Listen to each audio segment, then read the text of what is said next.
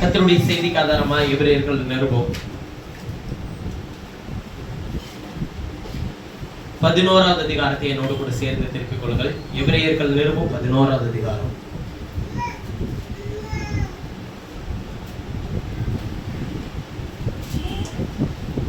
உங்களுக்கு நான் ஏற்கனவே சொன்னது போல வாரத்தின் மத்திய நாட்களில் உங்களுக்கு வேத பாடத்தை நடத்தலாம் என்று தீர்மானித்திருக்கிறேன் என்று சொன்னேன். அது கர்த்தருக்கு சித்தமானால் அதை அடுத்த 1ஆம் தேதி நடக்கிற கூட்டத்தில் உங்களுக்கு நான் அறிவிப்புகளை சொல்லுகிறேன். எந்த நாளில் வைத்துக் கொள்ளலாம் என்பதை குறித்தும் அந்த நாளை ஒதுக்கீடு செய்து மாதத்தில் 2 கூட்டங்களோ அல்லது 3 கூட்டங்களோ நடத்த நான் விரும்புகிறேன். அது ஒரு நாள்னா அந்த நாள்ல நடக்கும் அப்படின்றத அந்த வாரம் ஞாயிற்றுக்கிழமையில் நான் சொல்லுவேன். அந்த நாட்களில் ஏனென்றால் ஊழியத்தினுடைய பயணங்கள் சில சூழ்நிலைகள் நிமித்தம் அது மாற்றம் கூட செய்யப்படலாம் அந்த நாள். சரிங்களா? அதனால் ஒவ்வொரு வாரம் அந்த வருகிற வாரம் நடைபெறுது அப்படின்னாக்க அந்த வாரத்தினுடைய ஆராதனையில் உங்களுக்கு அறிவிப்பாய் சொல்லிவிடுவேன். இந்த ஞாயிற்றுக்கிழமை இந்த வாரம் இந்த கிழமையில் நமக்கு வேத பாடம் உண்டு என்று சொன்னால் சாயங்காலத்துல தான் நடக்கும். சாயங்காலம் 1 மணி நேரம் அல்லது 1.5 மணி நேரம் தான் நடக்கும். அந்த கூடுகையில் நிச்சயமாய் சொல்லுகிறேன், மற்ற எந்த காரியத்தை குறித்தும் அதில் பிரசங்கிக்கிறது இல்லை. குறிப்பாய் தானியேலுக்கு எழுதின தீர்க்க தரிசனத்தின் புத்தகம், வெளிப்படுத்தின விசேஷம், எசேக்கியேலுக்கு எழுதின தீர்க்க தரிசனத்தின் புத்தகம், சகரியாவின் தீர்க்க தரிசன புத்தகம், இது மாத்திரமே உங்களுக்கு அதில் பிரசங்கிக்கப்படும். அதில் கர்த்தருடைய நாமம் மகிமைப்படட்டும். அது வேத பாடமாய் உங்களோடு கூட நடத்த நான் விரும்புகிறேன். இதனால் நாம் கர்த்தருடைய செய்திக்கு நேராக உங்களை வழி நடத்த விரும்புகிறேன். எபிரேயர்கள் நிருபம் 11வது அதிகாரம்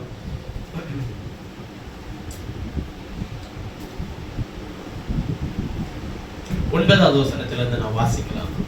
9:10.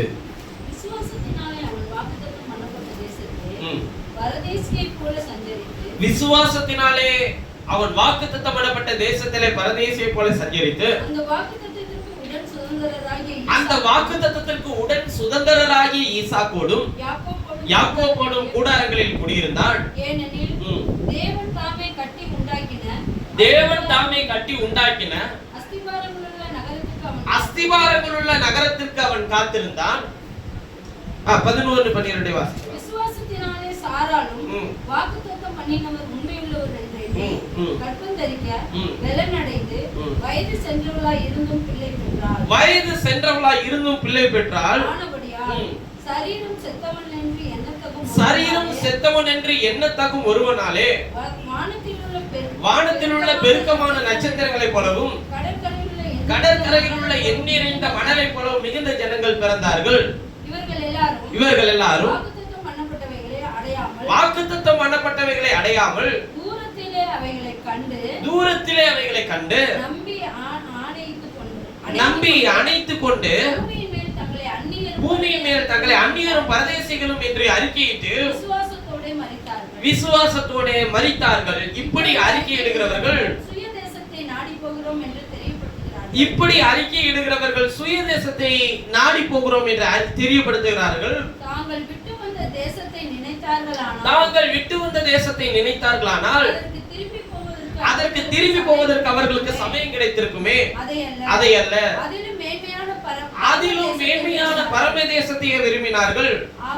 ஆகையால் தேவன் அவர்களுடைய தேவன் என்னப்பட வெட்கப்படுகிறதில்லை. அவர்களுக்கு ஒரு நகரத்தை ஆயத்தம் பண்ணினாரே. மேலும் விசுவாசத்தினாலே ஆபிரகாம் தான் சோதிக்கப்பட்ட போது ஈசாக்கை பலியாக ஒப்புக் கொடுத்தான். ஈசாக்கினிடத்தில் சந்ததி விளங்கும் என்று சொல்லப்பட்டிருந்தது. இப்படிப்பட்ட வாக்குத்தத்தங்களை பெற்றவன் தேவன் வல்லவராய் இருக்கிறார் என்று எண்ணி போதும்.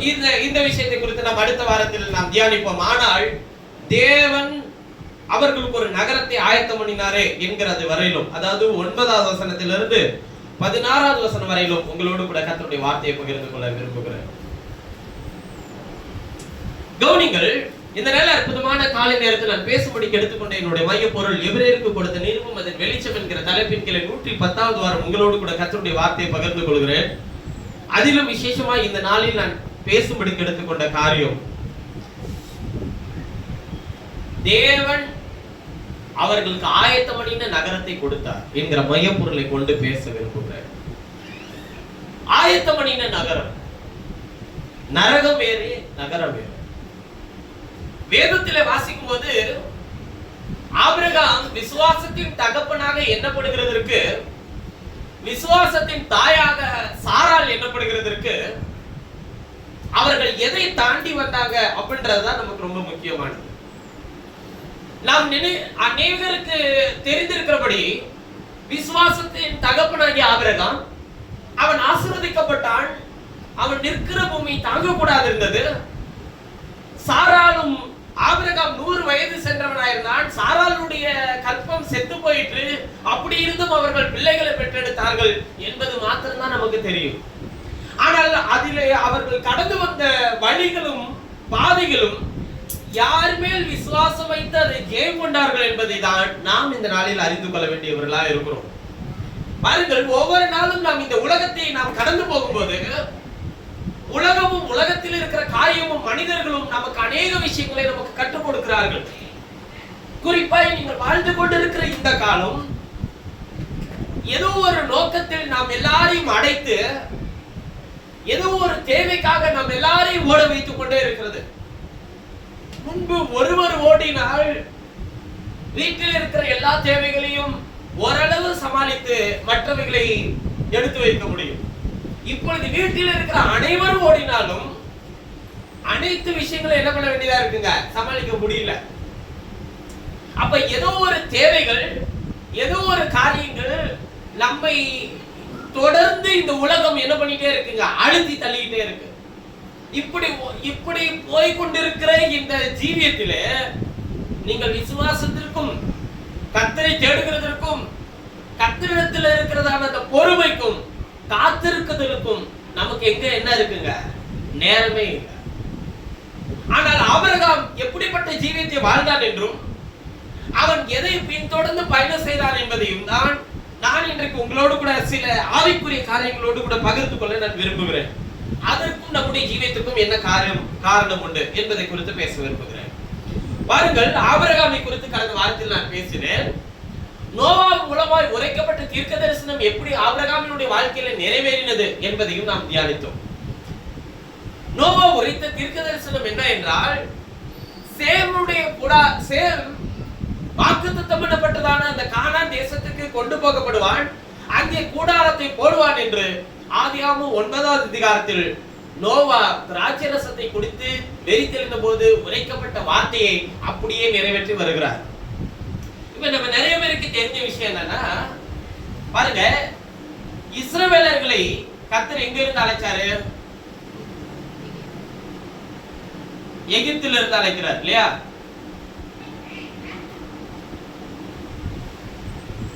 எகிப்தில இருந்து அழைச்சு அவங்களை வெளியே கொண்டு போகும்போது செங்கடல் இருந்துச்சு. செங்கடலை தாண்டி அவங்க வனாந்தரத்துக்கு வர வேண்டியதா இருந்துச்சு. வனாந்தரத்துல அவங்க எத்தனை வருஷம் இருந்தாங்க?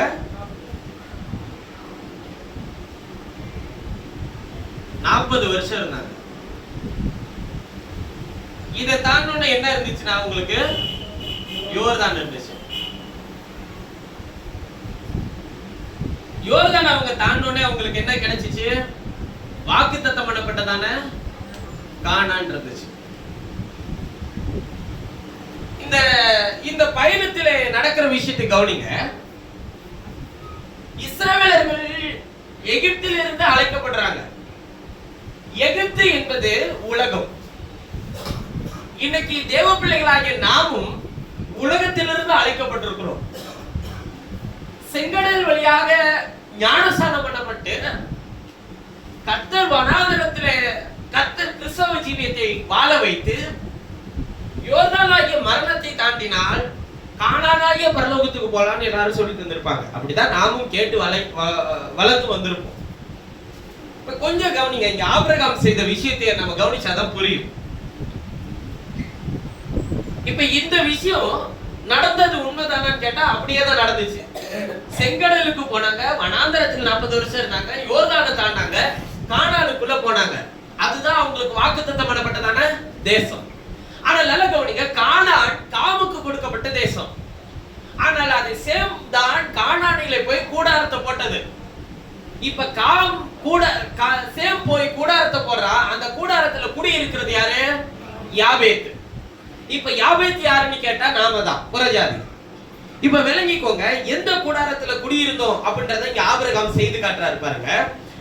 எபிரேயர் 11:9 வாசிக்கும் போது சொல்றாரு, விசுவாசத்தினாலே அவன் வாக்குத்தத்தம் பண்ணப்பட்ட தேசத்திலே பரதேசியை போல சஞ்சரித்து அவன் அந்த வாக்குத்தத்தத்திற்கு உடன் சுதந்திரராகிய ஈசாக்கோடும் யாக்கோபோடும் கூடாரங்களில் குடியிருந்தான். இப்ப கானான் தேசத்துல அவங்க எப்படி குடியிருந்தாங்க? கூடாரத்தில். இப்ப கொஞ்சம் அப்படியே கொஞ்சம் கீழே வந்து படிச்சு பாருங்க. 13வது வசனத்துல வாசிக்கும் போது 13, இவர்கள் எல்லாரும் வாக்குத்தத்தம் பண்ணப்பட்டவைகளை அடையாமல் பாருங்க. இப்ப கானானுக்கு போனாங்களா இல்லையா? போயிட்டாங்க. அதுதானே வாக்குத்தத்தம் பண்ணப்பட்ட தேசம். ஆனா இங்க என்ன பைபிள் சொல்லுது? வாக்குத்தத்தம் பண்ணப்பட்டவைகளை அடையாமல்ன்றார். இவர்கள் எல்லாரும் யார சொல்றாரு? ஆபிரகாம், ஈசாக்கு, யாக்கோபு, சாராள், இவர்கள் எல்லாரும் வாக்குத்தத்தம் பண்ணப்பட்டவைகளை அடையாமல், அந்த இஸ்ரவேலர்களாகிய எல்லாரும் வாக்குத்தத்தம் பண்ணப்பட்டவைகளை அடையாமல் தூரத்திலே அவைகளை கண்டு நம்பி அணைத்துக் கொண்டு பூமியின் மேல் தங்களை அந்நியரும் பரதேசிகளும் என்று அறிக்கையிட்டு விசுவாசத்தோடே மரித்தார்கள். இவங்க கானான் தேசத்துக்கு போயிட்டாங்க, அதான் வாக்குத்தத்தம் பண்ணப்பட்ட தேசம், அதான் பரலோகம் அப்படின்னு நீங்க நினைச்சீங்கன்னா, இங்கே பைபிள் என்ன சொல்லிருச்சுங்க? வாக்குத்தத்தம் பண்ணப்பட்டதை அடையாமல் எழுதியிருக்கு.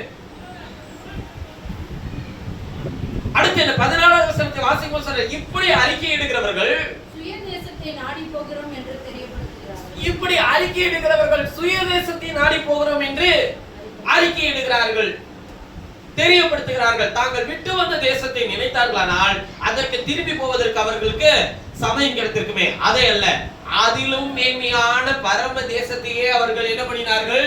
விரும்பினார்கள். இப்ப இந்த பரம தேசம்னா என்ன? அதுதான் நிறைய பேர் என்ன சொல்லிட்டு இருக்காங்கன்னா, பரம தேசம்னா கானான் தான் அப்படின்னு சொல்றாங்க. ஆனா வேதம் என்ன சொல்லுதுன்னா, பரம தேசம் கானான் அல்ல. ஏன்னா அவர்கள் அதற்குள்ளே போயிட்டாங்கன்னா வாக்குத்தத்தத்தை அடைந்தாயிடுச்சுன்னு அர்த்தம். ஆனால் அவர்கள் அதற்குள்ளே தான் இருந்தாங்க, கூடாரம் போட்டார்கள், அதிலே குடியிருந்தார்கள். ஆனால் வாக்குத்தத்தம் பண்ணப்பட்டதை அவர்கள் என்ன பண்ணலையா? அடையவே இல்லை.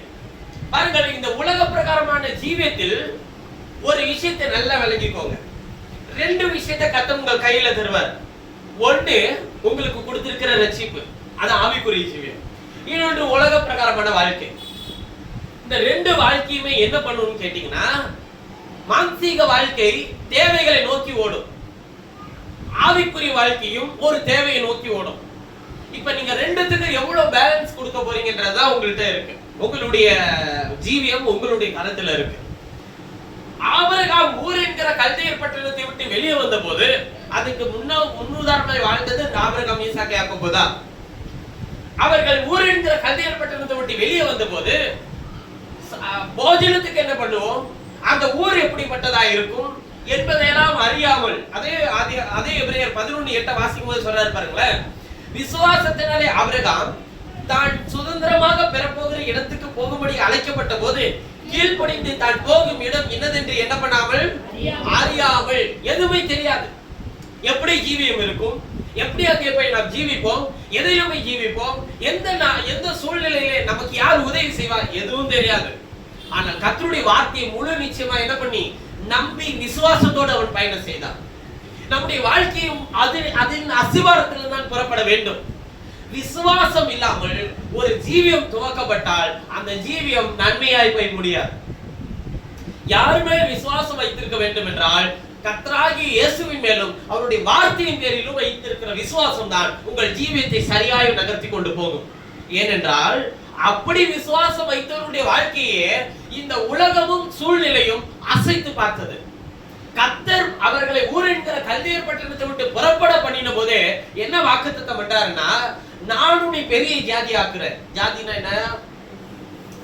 நான் உனக்கு நிறைய பிள்ளைகளை தரேன், ஒரு தேசமாக மாறுவேன், பூமியில் உள்ள வம்சங்கள் எல்லாம் உனக்குள்ளதான் ஆசீர்வதிக்கப்பட்டிருக்கும், நீதான் எல்லா ஜாதிக்கும் என்னவா இருப்பாய்? தகப்பனா இருப்பார். எல்லா ஜாதிக்குன்னா இங்க வச்சிருக்கிற இந்த ஜாதியை சொல்லல, எல்லா தேசங்களுக்கும். இது இவங்களா பிரிச்சுக்கிட்டது. இந்த ஜாதிக்கும் பைபிள் எழுதி இருக்க ஜாதிக்கு என்னவே இல்லைங்க, சம்பந்தமே கிடையாது. அந்த ஜாதியை கொண்டு வந்து இதுல சேர்க்கவும் கூடாது, இங்க சபைக்குள்ளே அதை கொண்டே வர முடியாது. ஏனென்றால் இயேசு கிறிஸ்து தெளிவாய் சொல்லுகிறார், நம்மை அந்தகார இருளில் நின்று ஆச்சரியமான ஒளிக்கு வரவழைத்தவருடைய புண்ணியங்களை அறிவிக்கும்படிக்கு தெரிந்து கொள்ளப்பட்ட சந்ததியாயும் ராஜரீக ஆசாரிய கூட்டமாயும் பரிசுத்த ஜாதியாயும் அவருக்கு சொந்த ஜனங்களாயும் கர்த்தர் நம்மை தெரிந்து கொண்டிருக்கிறார். அப்ப இங்க ஒரு ஜாதி தான் இருக்கு, பரிசுத்த ஜாதி, அவ்வளவுதான். அங்க வேற எதுவுமே வித்தியாசமே கிடையாது. இங்க கவனிங்கள், ஆபிரகாம் புறப்பட்டு போன போது விசுவாசத்தினாலே அவன் புறப்பட்டு போகிறான். உங்களுடைய வாழ்க்கை விசுவாசத்தின் மேல் கட்டப்பட்டு உங்களுடைய ஜீவியத்தை துவக்கி இருப்பீர்களானால், விசுவாசங்கிறது எப்படி இருக்கும்னா, நாளைக்கு என்ன நடக்க போகுது அப்படின்றது தெரியாது, நாளைக்கு என்ன சம்பவிக்க போகுது அது யாருக்குமே தானே பிரதர் தெரியாது. அதை குறித்து எந்த கலக்கமும் இருக்காது. காரணம், அழைத்தவர் கரத்தில் நம்முடைய ஜீவியத்தை ஒப்படைச்சாச்சு, அவர் நடத்தி கொள்வார் என்கிற ஒரு நம்பிக்கை, அந்த விசுவாசம் தான் நம்ம ஒவ்வொரு நாளும் நடத்தி கொண்டே போகும். இந்த உலகத்திலே கர்த்தர் நமக்கு ஜீவனை தந்திருக்கிறார், நமக்கு வார்த்தையை கொடுத்திருக்கிறார் என்றால் அதை நேர்த்தியாய் விசுவாச ஓட்டத்தை துவக்கினவரும் அதை முடிக்கிறவரும் அவர்தான். அப்ப முடிக்கிறவருக்கு தெரியும் எப்ப எதை முடிக்கணும், எதை செய்யணும், எதை கொடுக்கணும்ன்றது. பாருங்கள், புறப்படும் போது கர்த்தர் கொடுத்த வாக்குத்தத்தம் என்ன, நான் உன்னை பெரிய ஜாதி ஆக்குகிறேன். அப்ப அது ஆபிரகாமுக்கும் சாராளுக்கும் பிள்ளை இல்லாதிருந்தார்கள். ஆனால் கொடுத்த வாக்குத்தத்தத்தை அவன் பெற்ற போது 70 வயசுல அவன் அந்த வாக்குத்தத்தத்தை பெறான். அவனுக்கு வயசு எத்தனை? 70. ஆனால் வாக்குத்தத்தம் நிறைவேற 100 வயசாயிருச்சு. அவனுக்கு அப்பொழுதும் என்ன இல்லைங்க, பிள்ளை இல்லாமல் இருக்கிறான். இப்ப நமக்கு வாக்குத்தத்தம் இன்னைக்கு கர்த்தர் கொடுத்தாருன்னா எப்ப நிறைவேறணும்? இன்னைக்கு நிறைவேறினா நல்லா இருக்கும். இல்ல வீட்டுக்கு போகும்போது கர்த்தர் நமக்கு என்ன பண்ணியிருந்தா அதை கொடுத்துட்டா ரொம்ப சந்தோஷமா இருக்கும். அப்புறமேட்டு அந்த அக்ரிமெண்ட் எப்ப நிறைவேறும் அப்படின்றது ஆண்டவர் கொஞ்சம் சொல்லிட்டாருன்னா, இந்த திட்டம் எப்ப நிறைவேறும்ன்றது ஆண்டவர் கொஞ்சம் சொல்லிட்டாருன்னா நாம கொஞ்சம் என்னவா இருக்கலாம், சந்தோஷமா இருக்கலாமே அப்படின்னு நமக்கு தோணும். அந்த இதெல்லாம் தெரியாது. அவர் தருகிறேன் என்று சொன்னால் அதை குறித்து ரோமர்கள் நிருபம் என்ன சொல்லுதுன்றதை படிச்சு பாருங்க. அப்புறம் மறுபடியும் இந்த தேசத்துக்கு வரும். ரோமர்கள் நிருபம் 4வது அதிகாரம்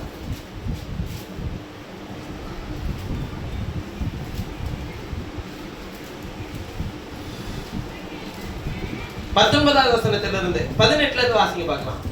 ரோமர் 4:18ல இருந்து. உன் சந்ததி இவ்வளவாய் இருக்கும் என்று சொல்லப்பட்டபடியே. பக்கம் சொல்லுங்க பார்க்கலாம். 212. புதிய ஏற்பாட்டுல 212வது பக்கம். ரோமர் 4:18. உன் சந்ததி இவ்வளவாய் இருக்கும் என்று சொல்லப்பட்டபடியே நான் அநேக ஜாதிகளுக்கு தகப்பனாவதை பாருங்க, நான் அநேக ஜாதிகளுக்கு தகப்பனாவதை நம்புகிறதற்கு ஏதுவில்லாதிருந்தும் அதை நம்பிக்கையோடு நம்புகிறதற்கு ஏதுவில்லாத சூழ்நிலை இருந்தா அதை நம்பிக்கையோட விசுவாசித்தான். அதாங்க விசுவாசம். அவன் விசுவாசத்தினாலே பலவீனமாய் இருக்கவில்லை. அவன் விசுவாசத்துல ஒரு நாள் பலவீனமா இல்ல. ஏறக்குறைய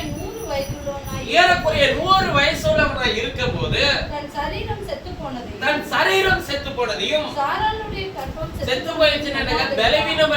பலவீனமா வயசாயிருச்சு, இனிமே எனக்கு ஒரு நன்மை உண்டாகுமான்ற அளவுக்கு சரீரம் செத்து போனதையும் சாராளுடைய கற்பம் செத்து போனதையும் அவன் என்ன பண்ணலையா?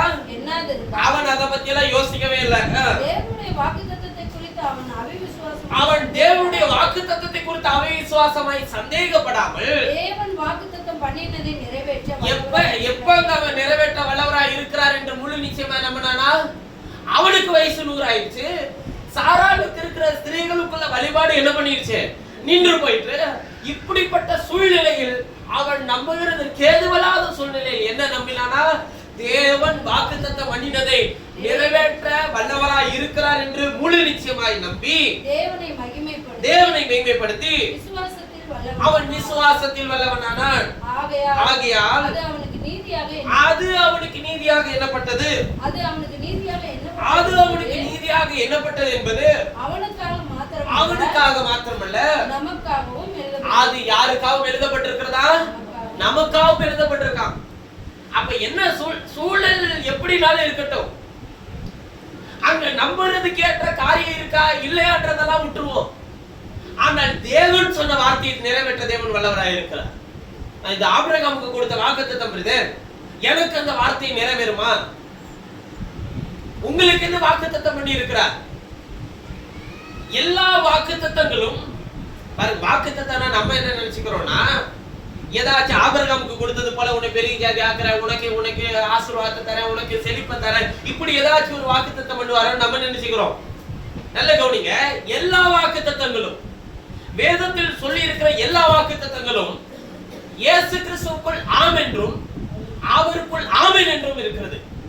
இப்ப அவர் யாருக்குள்ள இருக்கிறாரு? எல்லா வாக்குத்தத்தமும் அவருக்குள்ள இருக்கு. அவர் யாருக்குள்ள இருக்கிறாரு?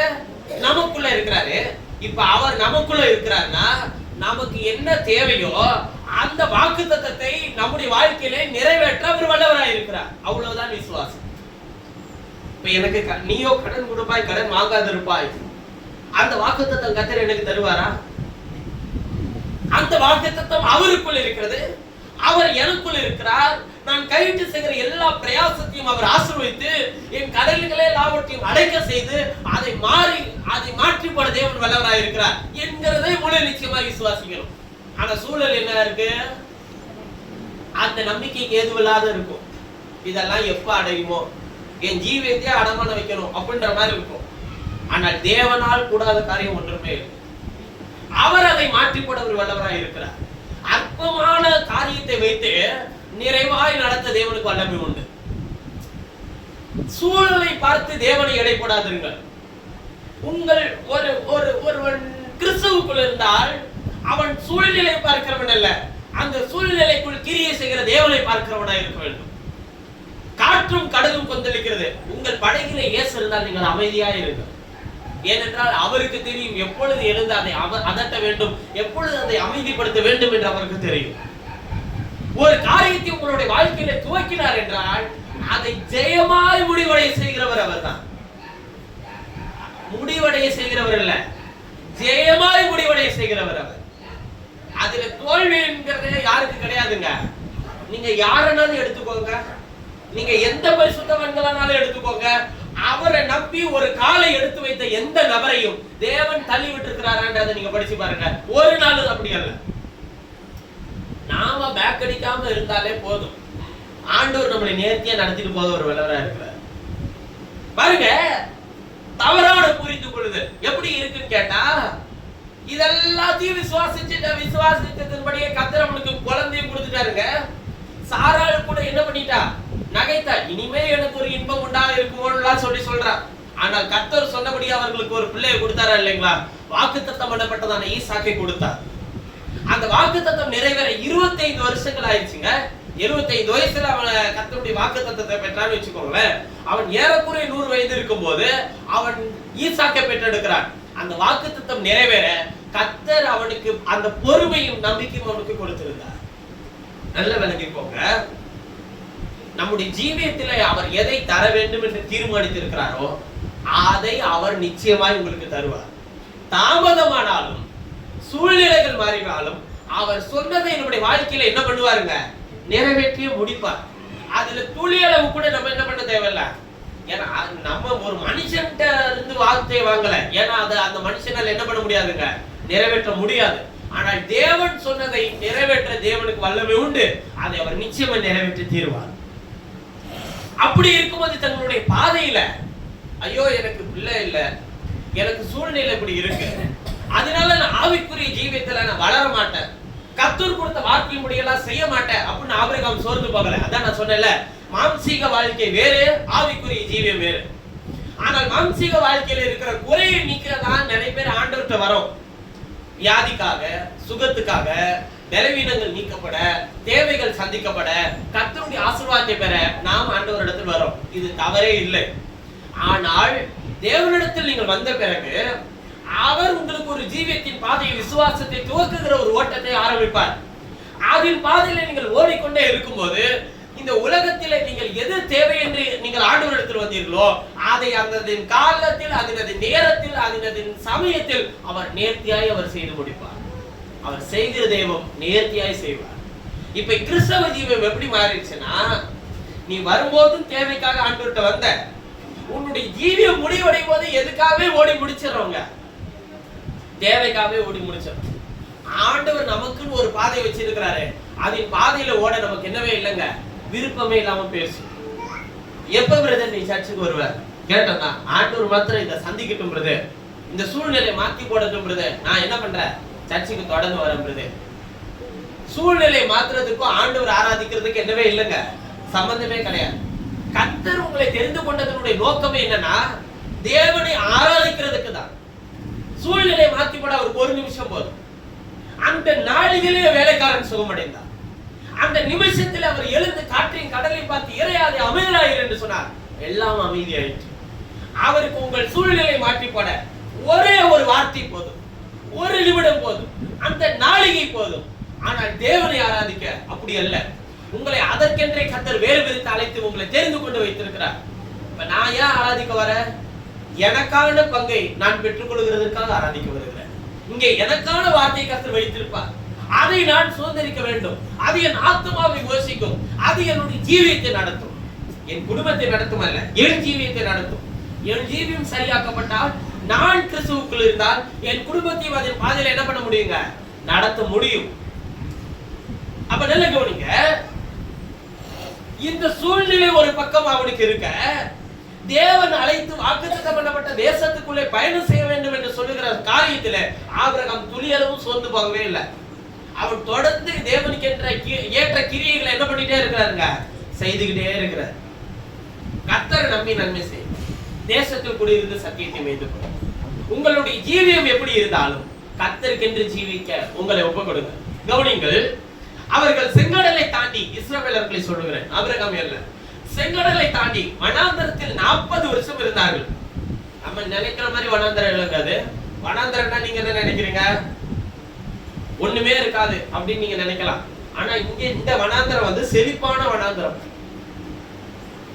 ஏன்னா வஸ்திரம் பழசாகல, பாதரட்சை தேயல, தூதர்கள் சாப்பிடக்கூடிய மன்னா விழுகுது, வாரத்துல ஒரு நாள் என்னவும் கிடைச்சிருதுங்க, நான்வெஜ் வேற கிடைச்சிருது. இதுக்கு எந்த உழைப்பும் இல்ல, எந்த கமிட்மெண்ட்டும் கிடையாது, எந்த இஎம்ஐ கட்டணும்னு கிடையாது, எந்த பிள்ளையும் ஸ்கூலுக்கு அனுப்பணும்னு அவசியம் இல்ல, எதுவும் இல்ல. காலைல எந்திரிக்கிறது, மண்ணாவை எடுத்துட்டு வர்றது, வைக்கிறது, சாப்பிடுறது, மறுபடியும் படுத்து தூங்குறது, இதுதான் வேலையே. மேகம் எலும்பி நவுந்துச்சுன்னா அவர்களும் என்ன பண்ணுவாங்க, நகர்ந்து போயிட்டே இருப்பாங்க, இதுதான் வேலையே. ஆனா அந்த வேலையே அவனால செய்ய முடியல.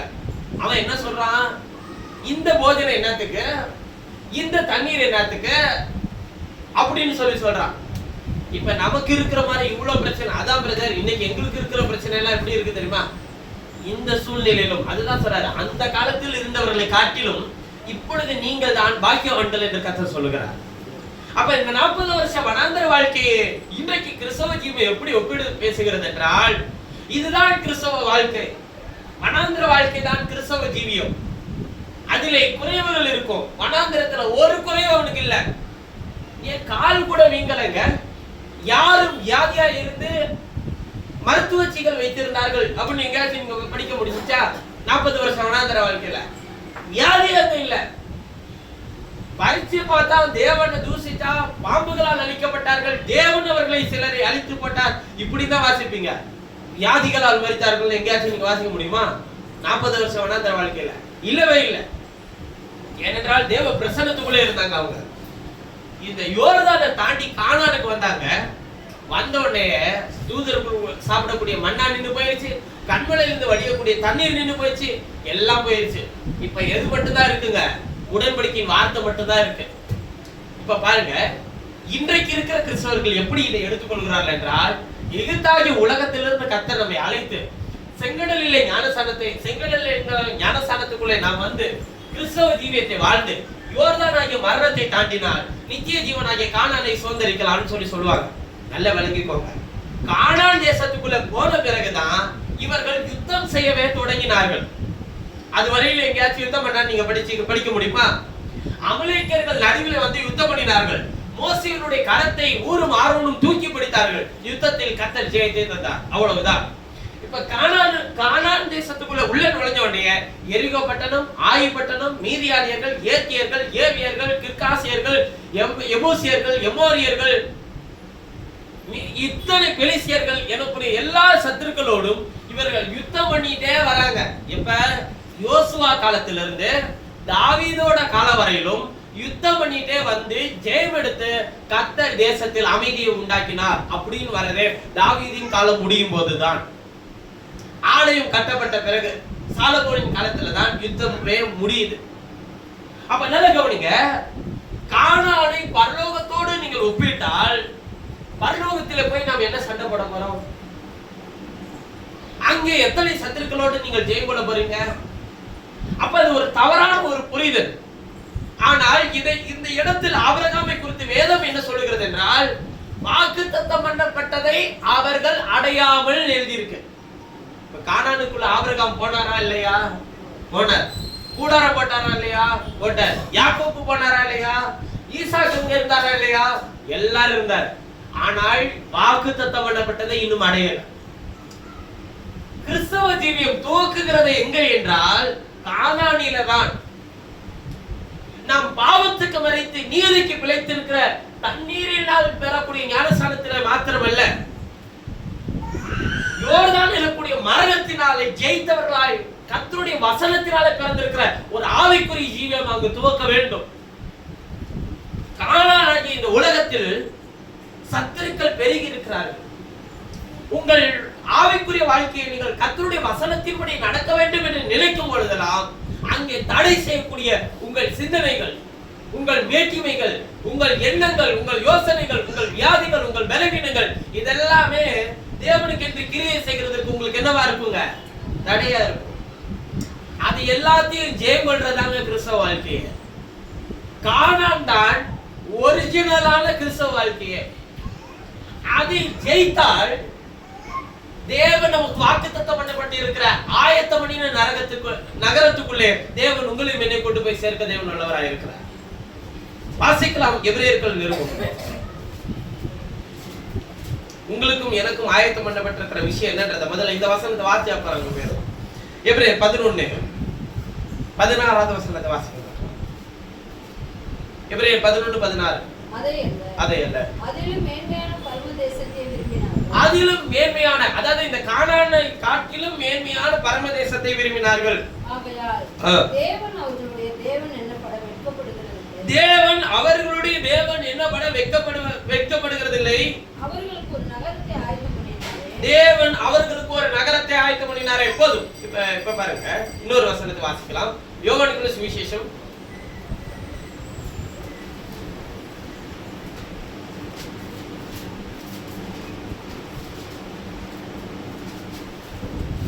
14வது அதிகாரம் 2வது வசனம். என் பிதாவின் வீட்டில் அநேக வாசஸ்தலங்கள் உண்டு. அப்படி இல்லாதிருந்தால் நான் உங்களுக்கு சொல்லி இருப்பேன். ஒரு ஸ்தலத்தை உங்களுக்காக ஆயத்தம் பண்ண போகிறேன். நான் போய் உங்களுக்காக ஸ்தலத்தை ஆயத்தம் பண்ண நான் இருக்கிற இடத்துல நீங்களும் இருக்கும்படி நான் மறுபடியும் வந்து உங்களை என்னிடத்தில் சேர்த்துக் கொள்வேன். என்ன சொல்றாரு? நான் போய் உங்களுக்காக ஒரு ஸ்தலத்தை ஆயத்தம் பண்ணின பின்பு நான் இருக்கிற இடத்துல நீங்களும் இருக்கும்படி நான் மறுபடியும் வந்து உங்களை என்னிடத்தில் என்ன பண்ணுவேன்றாருங்க? சேர்த்துக் கொள்வேன். எதை ஆயத்தம் பண்ண போறேன்றாரு? அங்க ஒரு நகரத்தைன்றாரு, இங்க ஒரு ஸ்தலத்தைன்றாரு. இப்ப இந்த ஸ்தலம், நகரம் இதெல்லாமே எதை குறிக்குது? இயேசு போய் நான் உங்களுக்காக ஒரு ஸ்தலத்தை ஆயத்தம் பண்ண போகிறேன். நான் போய் அந்த ஸ்தலத்தை ஆயத்தம் பண்ணின பின்பு நான் வந்து நான் இருக்கும் இடத்திலே நீங்களும் இருக்கும்படி நான் மறுபடியும் வந்து உங்களை என்னிடத்தில் சேர்த்துக் கொள்வேன்றார். இப்ப இத சொல்லிட்டு இவர் எங்க போறாரு? உயிர் திறந்து போகல. உயிர் திறந்து போனா பரலோகத்தில் ஆயத்தம் பண்ண போறாருன்னு நீங்க நினைச்சுக்கலாம். இவர் உயிர் திறந்து போல, ஒரு ஸ்தலத்தை ஆயத்தம் பண்ண போகிறேன்னு சொல்லி இவர் கல்வாரிக்கு போறார். இதுக்கு அப்புறம் தான் நீங்க வாசிக்க முடியும். 15 நானே மெய்யான திராட்சை செடி அப்படின்னு ஆரம்பிப்பார். 15வது அதிகாரம் 16 17 இதெல்லாம் இயேசு பேசி முடிச்சிட்டு 18 19 அதிகாரத்தில் அவர் தன்னை மரணத்துக்கு ஒப்பு கொடுக்கிறதை குறித்து யோவான் பேசி இருப்பார். 19வது அதிகாரத்தில் தான் ஒரு உயிர்த்தெழுதலை குறித்து பேசி இருக்கிறார். நான் போய் உங்களுக்கு ஒரு ஸ்தலத்தை ஆயத்தம் பண்ண போறேன்னா நீங்களும் நானும் தங்குகிறதற்கான ஒரு இடத்தை ஆயத்தம் பண்ண வேண்டியதா இருந்தது இயேசு இந்த உலகத்தில் வந்து. ஏனென்றால் அந்த இடத்தில தான் நாம் உலக தோற்றத்துக்கு முன்னதாகவே இருந்தோம். இந்த உலகத்தில் தேவன் நமக்கு ஆபிரகாம், ஈசாக்கு, யாக்கோபு எனப்படக்கூடிய அவர்கள் நியாயப்பிரமாணத்துக்கு உட்பட்டவர்கள் அல்ல. அதனாலதான் நான் இப்ப அவங்களுக்காக நான் இந்த விஷயத்தையும் எடுக்கிறேன். நானு அவர்கள் நியாயப்பிரமாணத்துக்கு கீழானவர்கள் அல்ல, அவர்கள் கிருபை பெற்றவர்கள், மனசாட்சியின் காலத்திலே ஜீவித்தவர்கள். அவர்கள் வாக்குத்தத்தம் பண்ணப்பட்ட தேசத்திலே இருந்தும் அதை அடையவில்லை, அதை காட்டிலும் மேன்மையான பரமதேசத்தையே விரும்பினார்கள் என்று சொல்லி வேதத்தில் வாசிக்கிறோம். அந்த பரமதேசம் என்பது என்ன, அந்த ஆயத்தம் பண்ணின நகரம் என்பது என்ன, ஆயத்தம் பண்ணின ஸ்தலம் என்பது என்ன, எல்லாமே இயேசுவின் சரீரத்தை தான் குறிக்கிறது. ஆயத்தம் பண்ணின நகரம் கிறிஸ்துவின் சரீரம், ஆயத்தம் பண்ணின ஸ்தலம் கிறிஸ்துவின் சரீரம், பரமதேசம் கிறிஸ்துவின் சரீரம். கவனிங்கள், எப்படி நீங்க அப்படி சொல்றீங்க அப்படின்னு சொல்லி கேட்டீங்கன்னா, நான் போய் உங்களுக்கு ஒரு ஸ்தலத்தை ஆயத்தம் பண்ண போறேன்னு இயேசு சொன்னபோது அவர் சிலுவையில போய் தன் சரீரத்தை மரிக்க ஒப்பு கொடுத்தது நிமித்தமாய் அவருடைய சரீரத்திலே இன்றைக்கு நீங்களும் நானும் என்னவா இருக்கிறோம், அவயங்களா இருக்கிறோம். இப்ப அவயங்களா எப்படி மாறினீங்க? நீங்க இந்த சர்ச்சில் நீங்க உறுப்பினர் ஆகணும்னா நான் ஒரு உறுப்பினர் அட்டை மாதிரி தரேன்னு வச்சுக்கோங்களேன். இப்ப நான் இந்த குடும்பத்துல உறுப்பினர் ஆகணும்னா என்ன அடையாள அட்டை வேணும், ஒரு ரேஷன் கார்டு வேணும், குடும்ப அட்டைன்னு வேணும். அதுலதான் இந்த குடும்பத்துல எத்தனை பேர் இருக்கிறோம் என்னன்றத காட்ட முடியும். இப்ப கவனிங்க, உறுப்பினர் அட்டைன்னு ஒண்ணு வேணும். கிறிஸ்துவின் சரீரத்துல இணைஞ்சு கொள்ள எந்த அட்டை வச்சுப்பீங்க? அதுல நீங்க உறுப்பினர் ஆக முடியாது, நீங்க பிறக்கணும். பாருங்க, ஒருவன் கிறிஸ்துவுக்குள்ள இருக்கணும் அப்படின்னு சொல்லி கேட்டா அவன் உறுப்பினர்லாம் ஆக முடியாது. அவன் என்ன பண்ணணுங்க, அவன் மறுபடியும் பிறக்கணும். எப்படி பிறக்கிறது?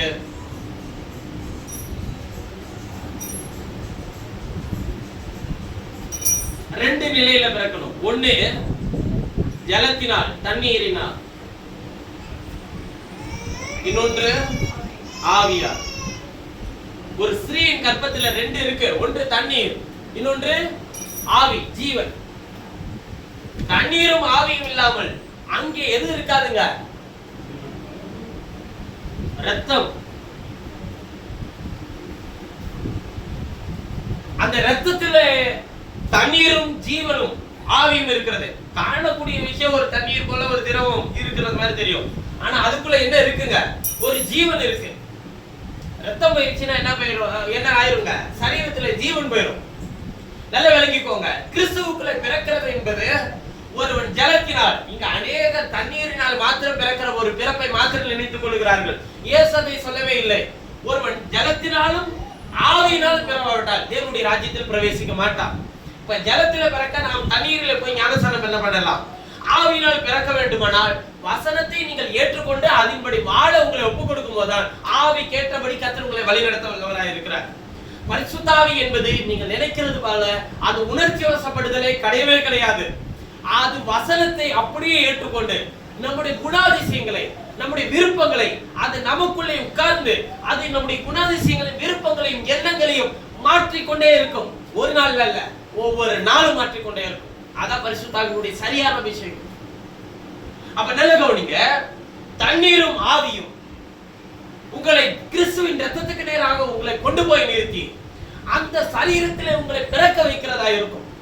அப்ப இயேசு கிறிஸ்துவினுடைய ரத்தத்தினாலே பிறக்கிற ஒரு பிறப்பு தான் ஆண்டவர் சொல்றார், நீங்கள் என்னுடைய சரீரத்தில் என்னவா இருக்கிறீங்க? அவயங்களா இருக்கிறீங்க. இப்ப இந்த அவயங்கள் எல்லாம், இந்த கை என்னுடைய சரீரத்தின் அவயம், என்னுடைய தலை என் சரீரத்துல ஒரு அவயம். இப்ப இது என்னோட பிறந்திருக்கா, சேர்க்கப்பட்டிருக்கா? என்னோட பிறந்திருக்கும். அப்ப நீங்க கிறிஸ்து உருவாகும் போதே நீங்கள் அவரோடு கூட உலக தோற்றத்துக்கு முன்னதாகவே இருந்தீர்கள். இருந்ததுனாலதான் இன்னைக்கு நீங்க ஆண்டவருடைய பிள்ளைகளா வந்து இங்க உட்கார்ந்து இருக்கிறீங்க. அவருடைய பிள்ளைகளா நீங்கள் உலக தோற்றத்துக்கு முன்னதாகவே இல்லை அப்படின்னா நீங்க இன்றைக்கு ஆண்டவருடைய பிள்ளைகளாக இந்த இடத்திற்குள் வந்திருக்கவே முடியாது. நான் மீண்டும் ஒரு விஷயத்தை சொல்லுகிறேன். இயேசுவை குறித்து யாரோ ஒருவர் உங்களுக்கு பிரசங்கித்து நீங்கள் அவரை ஏற்றுக்கொண்டதினாலே நீங்கள் இந்த இடத்திற்குள் உட்கார்ந்து கொண்டு இருக்கிறேன் என்று நீங்கள் நினைத்தால் அது முற்றிலும் தவறு. நீங்கள் இந்த இடத்தில் இருக்க வேண்டும் என்றும் உங்கள் குடும்பத்தில் நீங்கள் அப்படின்னா, நான் எங்க குடும்பத்தில் எத்தனையோ பேர் இருக்கிறாங்களா பிரதர், ஏன் அவங்களா வராம நான் வந்திருக்கிறேன் அப்படின்னு சொல்லி கேட்டீங்கன்னா, நீங்கள் உலக தோற்றத்துக்கு முன்னதாகவே, உலகம் தோன்றுகிறதுக்கு முன்னதாகவே நீங்கள் கிறிஸ்துவுக்குள் இருந்தீர்கள். அதனால் அவர் உங்களை தேர்ந்தெடுத்து உங்களை வேறு பிரித்து உங்களை எந்த இடத்தில் கொண்டு போய் உட்கார வைக்க வேண்டும் என்பதை அவர் அறிந்து அந்த நேரத்தில் அந்த நிமிடத்தில் உங்களை கொண்டு வந்து இங்க உட்கார வைத்திருக்கிறார். தேவனுடைய தீர்மானமும் தேவனுடைய நோக்கமும் தேவ திட்டமும் இல்லாமல் உங்களால் ஒரு அணுவை கூட அசைக்க முடியாது இந்த உலகத்தில். நீங்கள் நினைக்கலாம், நான் இதை செய்தேன். உங்களை செய்ய வைத்ததே கர்த்தர் தான். என் ஜீவியத்தில் இந்த குறை மாத்திரம் இல்லை என்றால் இயேசுவை ஏற்றுக்கொண்டிருக்க முடியாது. அந்த குறை வைத்ததே ஆண்டவர் தான். என் ஜீவியத்தில் இந்த பிரச்சனை மாத்திரம் இல்லை என்றால் இயேசுவை என்னால் அறிந்திருக்கவே முடியாது. அந்த பிரச்சனை வைத்ததே இயேசு தான். இவன் கூடலா இருக்கிறது இவன் செய்த பாவமா, இவன் பெற்றோர்கள் செய்த பாவமா? இயேசு என்ன சொன்னாருங்க? இவன் செய்த பாவம் அல்ல, இவன் பெற்றோர்கள் செய்த பாவம் அல்ல, தேவ நாமம் மகிமைப்படும்படிக்கு. நல்ல விளங்கிக்கோங்க, இந்த உலகத்தில் நம்மை காட்டிலும் எத்தனையோ நல்லவர்கள் இருக்கிறார்கள். உங்கள் குடும்பத்தில் எத்தனையோ மேலானவர்கள் இருக்கிறார்கள், திறமைசாலிகள் இருக்கிறார்கள், கணத்தில் உயர்ந்தவர்கள் இருக்கிறார்கள். ஆனால் அவர்களுக்கு கிடைக்காத இயேசுவின் அன்பு உங்களுக்கும் எனக்கும் கிடைத்ததுடைய பிரதான நோக்கம், நீங்கள் உலக தோற்றத்துக்கு முன்னதாகவே அவருக்குள் இருந்தீர்கள், இப்பொழுது அவருக்குள்ள இருக்கும்படிக்கு அழைக்கப்பட்டிருக்கிறீர்கள். அவ்வளவுதான். அதுதான் இதுதான் ஆபிரகாமுடைய அழைப்பு. அவன் வாக்குத்தத்தம் பண்ணப்பட்ட தேசத்துக்கு போயிட்டான் இல்ல, அதிலும் மேன்மையான தேவன் தேடினான். இது நிரந்தரமானது இல்ல. இந்த தேசத்தை விட்டு ஒரு நாள் என்ன பண்ணிடுவேன், போயிடுவேன். ஆனால் ஆயத்தம் பண்ணின, எனக்காக ஆயத்தம் பண்ணின ஒரு தேசம் இருக்கிறது. நான் போய் உங்களுக்காக ஒரு ஸ்தலத்தை ஆயத்தம் பண்ண போகிறேன் என்று அவர் சொன்னாரே. பாருங்கள், இன்னொரு வசனத்தை வாசிக்கலாம், அப்ப இன்னும் உங்களுக்கு கொஞ்சம் புரியும். 2 கொரிந்தியர் புத்தகம்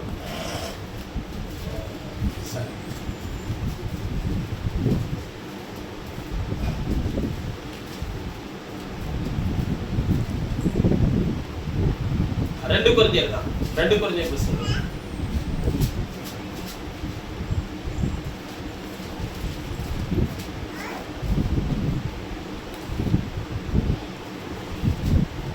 5வது அதிகாரம் 2 கொரிந்தியர் 5 1வது வசனத்தை வாசிப்போம்.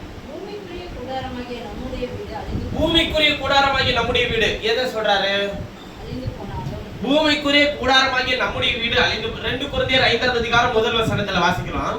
பூமிக்குரிய கூடாரமாகிய நம்முடைய வீடு அழிந்து போனாலும் தேவனால் கட்டப்பட்ட கைவேலை இல்லாத நித்திய வீடு, தேவனால் கட்டப்பட்ட கைவேலை இல்லாத நித்திய வீடு பரலோகத்திலே நமக்கு உண்டு என்று என்ன பண்ணியிருக்கிறோம், அறிந்திருக்கிறோம். சரி, ஏனெனில் இந்த கூடாரத்திலே நாம் தவித்து நம்முடைய பரம வாசஸ்தலத்தை தரித்துக் கொள்ள மிகவும் பாருங்க, இது வாசஸ்தலம் தான் சொன்னாரு. பரம வாசஸ்தலத்தை தரித்துக் கொள்ள மிகவும் வாஞ்சை உள்ளவர்களாய் இருக்கிறோம். தரித்துக் கொண்டவர்களானால் நிர்வாணிகளாய் காணப்பட மாட்டோம். போதும். பூமிக்குரிய கூடாரமாகிய நம்முடைய வீடு அழிந்து போனாலும் எந்த கூடாரத்தை சொல்றாரு? எதை சொல்றாருங்க? உங்கள் சரீரத்தை. பூமிக்குரிய கூடாரமாகி இந்த வீடுன்றார். இந்த சரீரம் அழிந்து போனாலும் தேவனால் கட்டப்பட்ட, அது என்னங்க கைவேலை இல்லாத வீடு? அவருடைய சரீரம் கைவேலை இல்லாத வீடு. இந்த சரீரம் புருஷ சித்தத்தினாலும் மாம்ச சித்தத்தினாலும் உருவான வீடு. உங்கள் தாயினுடைய வித்தினாலும் தகப்பனுடைய வித்தினாலும் இந்த சரீரம் தோற்றுவிக்கப்பட்டிருக்கிறது. ஆனால் இயேசு கிறிஸ்துவினுடைய சரீரம் புருஷ சித்தத்தினாலே பிறக்கவில்லை, மனுஷ சித்தத்தினாலே அவர் பிறக்கவில்லை. அவர் பரிசுத்தாவினாலே கைவேலை இல்லாத வீடு. எந்த மனுஷனுடைய வித்தினாலே அவர் தோற்றுவிக்கப்படவில்லை. அவர் பரிசுத்த வித்து, அவர் கைவேலை இல்லாத வீடு. அந்த வீடு பரலோகத்தில் நமக்கு உண்டு என்றும் அறிந்திருக்கிறோம். ஏனெனில் இந்த கூடாரத்திலே நாம் தவித்து, இந்த சரீரத்திலே இருக்கிறவரையில் நாம் கஷ்டப்பட்டு நம்முடைய பரம வாசஸ்தலமாகி கிறிஸ்துவின் சரீரத்தை தரித்துக் கொள்ள மிகவும் வாஞ்சை உள்ளவர்களாய் இருக்கிறோம். தரித்துக் கொண்டவர்களானால் நிர்வாணி ஆக்கினது என்ன? மனுஷனை நிர்வாணி ஆக்கினது எது? பாவம். அதை தரித்துக் கொண்டால் பாவம் நம்மிடத்தில் காணப்படாது. அங்கே ஆவிக்குரிய சரீரம் வந்துடும். அங்கேதான் நித்திய ஜீவன் நமக்கு கிடைக்கும். மனுஷனை நிர்வாணி ஆக்கினது எது? பாவம். கட்டளையை மீறுகிறது பாவம். கர்த்தருடைய வார்த்தை அவிசுவாசிக்கிறது பாவம்.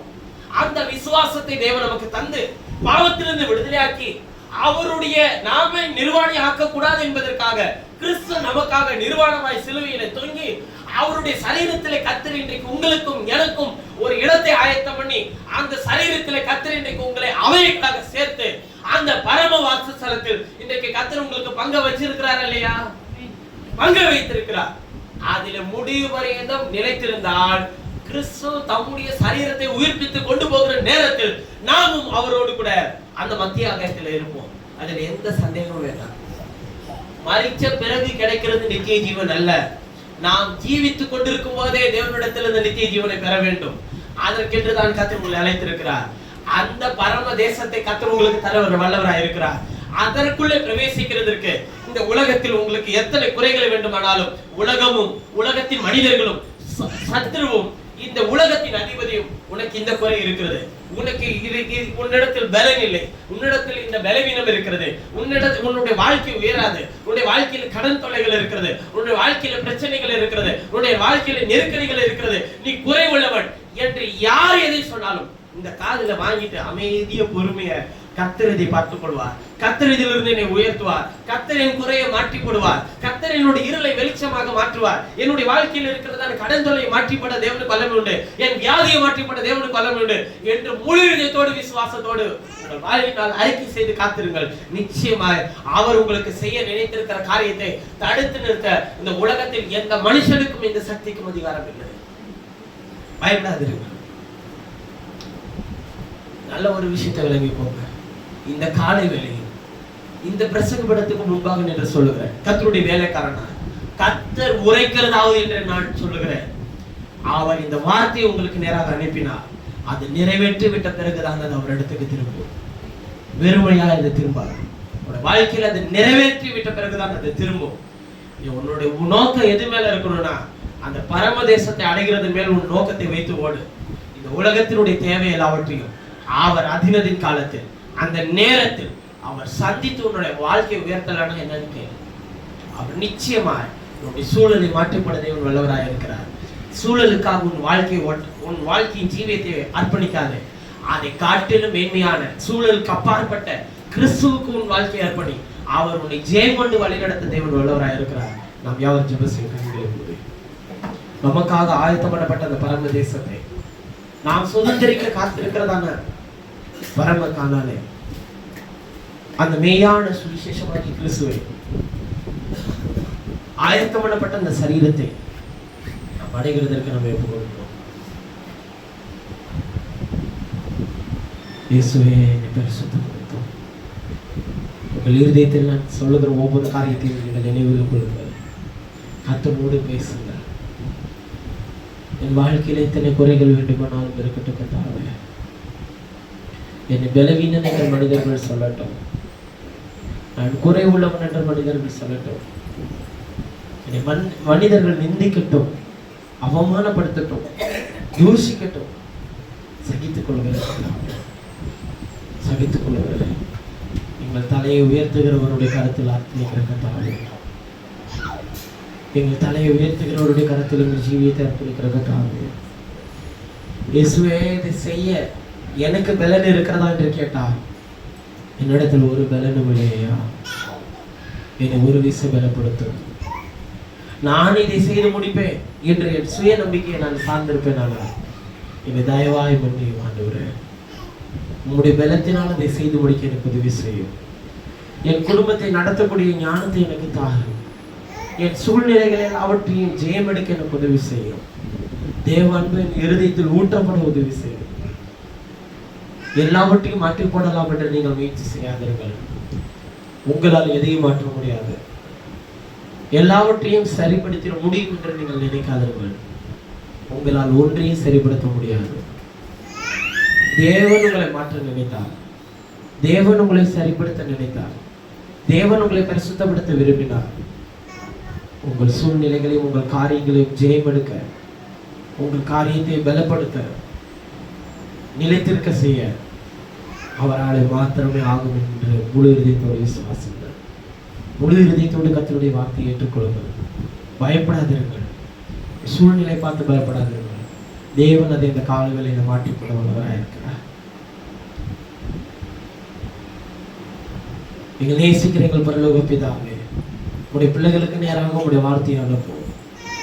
அனுப்பின வார்த்தையை அவர்களுடைய வாழ்க்கையில் நிறைவேற்றி விட்ட பிறகு அது உங்களிடத்துக்கு திரும்ப செய்யும். எல்லா பலவீனங்களையும் எல்லா வழிகளையும் நீர் எடுத்துக்கொண்டு உங்களுடைய பலத்தினாலும் உங்களுடைய சுகத்தினாலும் உங்களுடைய ஆரோக்கியத்தினால் நிரப்ப வேண்டும் ஜெபிக்கிறேன். உங்களுடைய கிருபை உங்களுடைய பிள்ளைகளை தாங்கட்டும், ஏந்தட்டும், சுமக்கட்டும், தப்புவிக்கட்டும். உங்களுடைய பிள்ளைகளுடைய எல்லா கண்ணீருக்கும் பதிலை தர வேண்டுமா நான் ஜெபிக்கிறேன். உம்மை நோக்கி கூப்பிடுகிற ஒவ்வொரு இருதயங்களுக்கும் கர்த்தர் பதிலை தார். உம்மை நோக்கி கெஞ்சுகிற ஒவ்வொரு உண்மையான வேண்டுதல்களுக்கும் கர்த்தர் பதிலை தாரும். உங்களுடைய பிள்ளைகள் சோர்ந்து போகாதபடிக்கு பலனடைய உதவி செய்யும் நான் ஜெபிக்கிறேன். அவர்கள் இருதயங்களை அறிந்த கர்த்தர் அவர்களுக்கு அனுக்கிரகம் பாராட்ட வேண்டுமா ஜெபிக்கிறேன். அவர்களுடைய சோர்வுகளில் கர்த்தர் பலத்தை தர வேண்டுமா நான் ஜெபிக்கிறேன். உன்னதமானவருடைய பலன் சரீரத்திலும் ஆத்மாவிலும் வெளிப்பட உடைய கருத்தில் ஒப்பு கொடுத்து நான் ஜெபிக்கிறேன். இந்த நல்ல காலை வேளையிலும் உம்முடைய இரக்கம், உம்முடைய பிரசன்னம், உம்முடைய சமாதானம் உம்முடைய பிள்ளைகளுடைய வாழ்க்கையிலும் குடும்பத்தில் வெளிப்பட ஒப்பு கொடுத்து நான் ஜெபிக்கிறேன். உம்முடைய நாமம் மாத்திரம் உயர்த்தப்பட, உம்முடைய நாமம் மாத்திரம் மகிமைப்பட அனுக்கிரகம் பாராட்டும். சகலத்தையும் உடைய பொறுப்பாளத்தில் சமர்ப்பித்து ஒப்பு கொடுத்து நான் ஜெபிக்கிறேன். வந்தவர்கள் வெறுமனையாய் திரும்பி செல்லாமல் உடைய நிறைவான ஆசீர்வாதத்தினாலும் வார்த்தையினால் கடந்து செல்லும்படிக்கு நீ பாராட்டின கிருபைக்காக மேன்மைக்காக நன்றி செலுத்துகிறேன். கர்த்தர் தொடர்ந்து நடத்தும், பெரிய காரியங்களை செய்யும். கர்த்தராகிய இயேசு கிறிஸ்துவின் நீடித்த நாமத்தில் வேண்டுதல் செய்கிறேன் ஜீவனுள்ள நல்ல பிதாவே, ஆமென். என் ஆத்துமாவே கர்த்தரை சோதரே, என் முழுவதுமே அவருடைய பரிசுத்த நாமத்தை சோதரே. என் ஆத்துமாவே கர்த்தரை சோதரே, கர்த்தர் செய்த சகல உபகாரங்கள் வருவாதே, ஆமென்.